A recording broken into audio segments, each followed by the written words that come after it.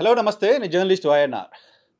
హరిరామ జోగయ్య లేఖల కలకలం ఆంధ్రప్రదేశ్ రాజకీయాల్లో చూస్తున్నాం. గడిచిన 3, 4 రోజులుగా చాలా లేఖలు రాస్తూ వచ్చారాయన.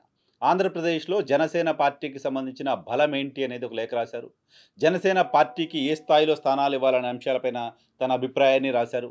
ఏ ఏ స్థానాల్లో జనసేనకు బలముంది, బలముండడం మాత్రమే కాదు, బలమైన అభ్యర్థులున్నారు అనేది తన విశ్లేషణతో కలిపి మొత్తం 57 నియోజకవర్గాలకు సంబంధించి ఆ నియోజకవర్గాల్లో ఎమ్మెల్యే స్థాయిలో ఫైట్ చేయగలిగిన ఆర్థిక అంగబలం ఉన్న నాయకుల పేర్లతో కూడిన ఒక లిస్ట్‌ని కూడా హరిరామ జోగయ్య 19వ తారీఖున రిలీజ్ చేశారు. తాజాగా హరిరామ జోగయ్య ఈరోజు మరో లేఖ రిలీజ్ చేశారు. ఈ లేఖలో ఉన్న వ్యాఖ్యలు సంచలనంగా మారాయి ఆంధ్రప్రదేశ్ రాజకీయాల్లో ప్రస్తుతం. హరిరామ జోగయ్య లేఖ వెనక ఎవరున్నారు? ఈరోజు రాసిన లేఖలో చంద్రబాబు నాయుడు గారు సీఎంగా ఉంటే నువ్వు ఒప్పుకుంటే ఎలా? నిన్ను కదా సీఎం చేయాలనుకుంటున్నది. ఇప్పటికే 2 సామాజిక వర్గాలు పాలించాయి, అవినీతిలో మునిగిపోయాయి. ఆ 2 సామాజిక వర్గాలకు సంబంధించిన పాలన ఏంటో ప్రజలు చూశారు. బడుగు బలహీన వర్గాలందరినీ కలుపుకొని వాళ్ళ కోసం, వాళ్ళ ప్రయోజనాల కోసం, వాళ్ళకి మంచి జరగడం కోసం నువ్వు నాయకత్వం వహించాలని కదా జన సైనికులు కోరుకుంటున్నారు. నువ్వు పోయి చంద్రబాబు నాయుడు గారికి ఏ రకంగా మద్దతు పలుకుతావు అని ఒక లేఖ రాశారు. అయితే లేఖ వెనక ఎవరున్నారు అనేది చర్చ. హరిరామ జోగయ్య గారు ఫోన్ కాల్ చేసి పవన్ కళ్యాణ్ గారితో మాట్లాడొచ్చు. కానీ లేఖలు ఎందుకు రిలీజ్ చేస్తున్నారు? దాని గురించి చెప్తాను. దానికంటే ముందు అసలు లేఖ ఏముందో మీకు ఒకసారి చదివి వినిపిస్తాను. చంద్రబాబే కాబోయే ముఖ్యమంత్రి. పవన్ కళ్యాణ్ గారికి బహిరంగ లేఖ. చంద్రబాబే కాబోయే ముఖ్యమంత్రి. ఈ నిర్ణయంలో రెండవ మాట లేదు. అనుభవజ్ఞుడి నాయకత్వమే ఈ రాష్ట్రానికి అవసరం అని పవన్ కళ్యాణ్ గారు అనేకసార్లు ప్రకటించారు. కనుక అందరి మాట ఇదే అంటూ లోకేష్ బాబు ఇటీవల ఒక ఇంటర్వ్యూలో చెప్పారు. ఆ విషయాన్ని డైరెక్ట్ వర్డ్స్ హరిరామ జోగయ్య గారు కోట్ చేస్తున్నారు. లోకేష్ బాబు ఆశిస్తున్నట్లుగా చంద్రబాబు గారినే పూర్తి కాలం ముఖ్యమంత్రిగా చేయటానికి మీ ఆమోదం ఉందా పవన్ కళ్యాణ్ గారు అనేది హరిరామ జోగయ్య వేస్తున్న ప్రశ్న. మీరు ముఖ్యమంత్రి కావాలని అధికారం చేపట్టడం ద్వారా బడుగు బలహీన వర్గాలు యాచించే స్థితి నుంచి శాసించే స్థితికి రావాలని కలలు కంటున్న జన సైనికుల కలలు ఏం కావాలనుకుంటున్నారు? ఆంధ్రప్రదేశ్ ఏర్పడిన నాటి నుంచి అనేక అవినీతి ఆరోపణలు ఎదుర్కొన్నటువంటి 2 కుల నాయకులు రాజ్యమేలుతున్నారు. 80% జనాభా ఉన్న బడుగు బలహీన వర్గాలకు మోక్షం ఎప్పుడు?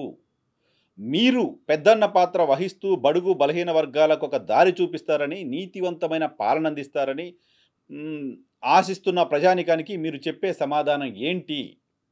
ఈ ప్రశ్నలన్నింటికీ మీ నుండి జన సైనికులకు సంతృప్తికరమైన సమాధానాలు ఆశిస్తూ రాజ్యాధికారాన్ని చేపట్టే విషయంలో మీ వైఖరేమిటో జన సైనికులందరికీ అర్థమయ్యేటట్లు చెప్పాల్సిందిగా కోరుతున్నాను.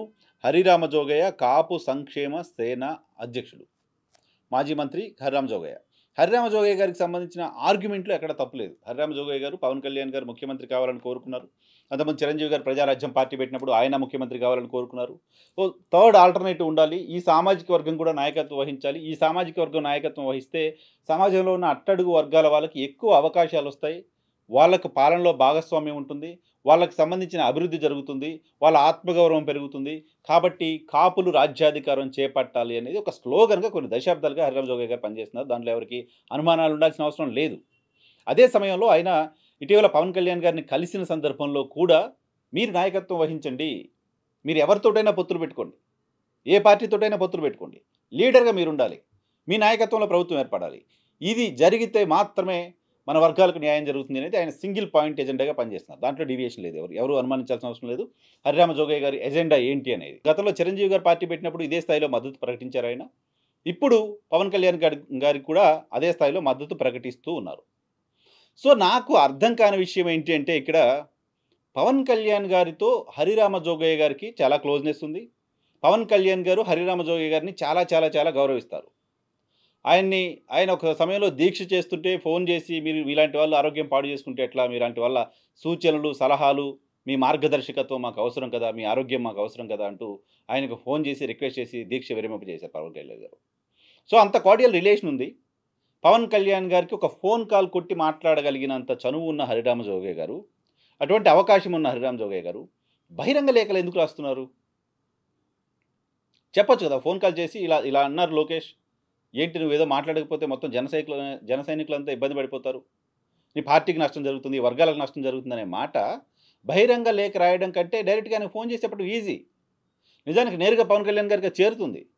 పవన్ కళ్యాణ్ గారికి ఇంకా దగ్గరగా చెప్పినట్టు అవుతుంది. ఆయన ఆలోచింప చేయడానికి అవకాశం ఇచ్చినట్లు అవుతుంది. అయితే ఈ లేఖ రాయటం వెనక పవన్ కళ్యాణే ఉన్నారా? పవన్ కళ్యాణే జోగయ్య గారు లాంటి వాళ్ళతో ఈ లేఖలు రాయించి తమ మిత్రపక్షమైన తెలుగుదేశం పార్టీపై ఒత్తిడి పెంచుతున్నారా? ఫోన్ చేసి చెప్తే పవన్ కళ్యాణ్ గారికి మాత్రమే తెలుస్తుంది. బహిరంగ లేఖ రాస్తే మొత్తం పార్టీలో ఆయన ముఖ్యమంత్రి కావాలనుకుంటున్న వాళ్ళందరికీ ఆ ఆశ మళ్ళీ పెరుగుతుంది. ఆశనే వదిలేసుకోలేదు ఇప్పుడు వాళ్ళు. పెరుగుతుంది. ప్రెషర్ బిల్డ్ అవుతుంది తెలుగుదేశం పార్టీ పైన. అటువంటి ప్రెషర్‌ని బిల్డ్ చేయడంలో భాగంగా పవన్ కళ్యాణ్ గారే జోగయ్య గారితో ఇటువంటి లేఖ రాశారా అనేది ఓ చర్చ. అటువంటి ఆస్కారం లేకపోలేదు. పవన్ కళ్యాణ్‌ని ఎవరు తక్కువ అంచనా వేయాల్సిన అవసరం లేదు. పవన్ కళ్యాణ్ కూడా తమ వ్యూహాలు, తమ లక్ష్యాలు, తమ ఆలోచనలు తమకున్నాయంటూ చెప్తూ వస్తున్నారు. భారతీయ జనతా పార్టీ లాంటి పార్టీతో సస్టైన్ అవుతున్నారు. వైసీపీపై పోరాటం చేస్తున్నారు. తెలుగుదేశం లాంటి పార్టీని తన చుట్టూ తిప్పుకుంటున్నారు. ఇది ఏదో వేగ్గా జరుగుతున్న వ్యవహారంగా చూడలేం. పవన్ కళ్యాణ్‌కి ఎంతో కొంత రాజకీయ చాణక్యత లేకపోతే ఈ పార్టీలను తన చుట్టూ తిప్పుకోవడం అనేది అంత ఈజీ పని కాదు. అయినా తన చుట్టూ ఆ పార్టీలను తిప్పుకోగలుగుతున్నారు. తెలుగుదేశం పార్టీని పట్టించుకొని భారతీయ జనతా పార్టీ జనసేనను పట్టించుకుంటుంది.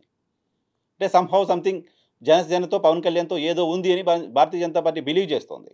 భారతీయ జనతా పార్టీని అలా బిలీవ్ చేసేలాగా జనసేన అధినేత పవన్ కళ్యాణ్ చేయగలుగుతున్నారు.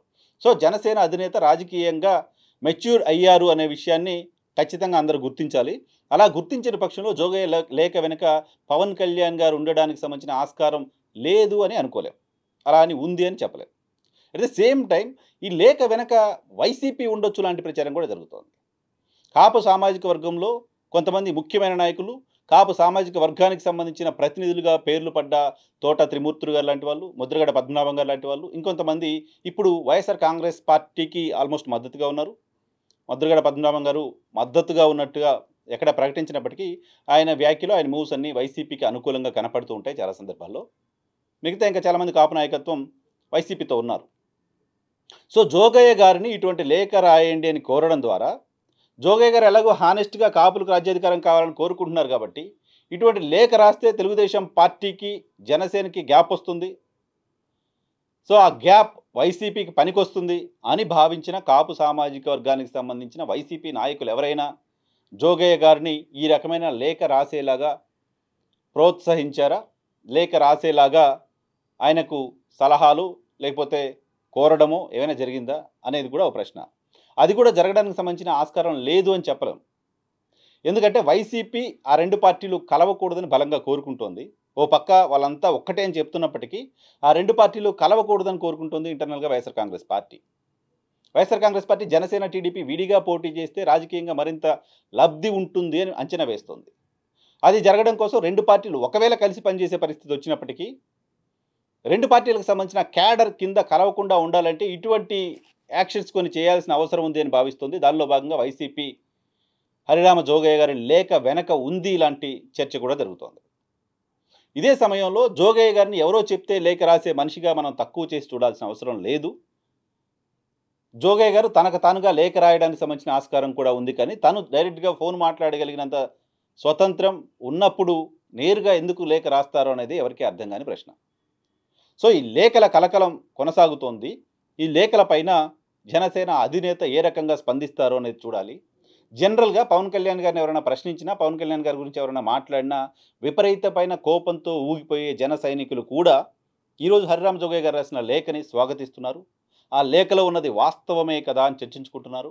ఆ లేఖలో ఆయన రాసిన ప్రశ్నకి అధినేత నుంచి సమాధానాన్ని ఆశిస్తున్నారు. నాట్ ఓన్లీ హరిరామ జోగయ్య గారు, జనసేనలో పవన్ కళ్యాణ్ ముఖ్యమంత్రి కావాలని కోరుకుంటున్న ప్రతి ఒక్కరి మధ్యలో ఉన్న ప్రశ్ననే ఈరోజు హరిరామ జోగయ్య రైజ్ చేసిన నేపథ్యంలో పవన్ కళ్యాణ్ స్పందన ఎలా ఉంటుంది అనేది ఖచ్చితంగా ఆసక్తిని కలిగిస్తోంది.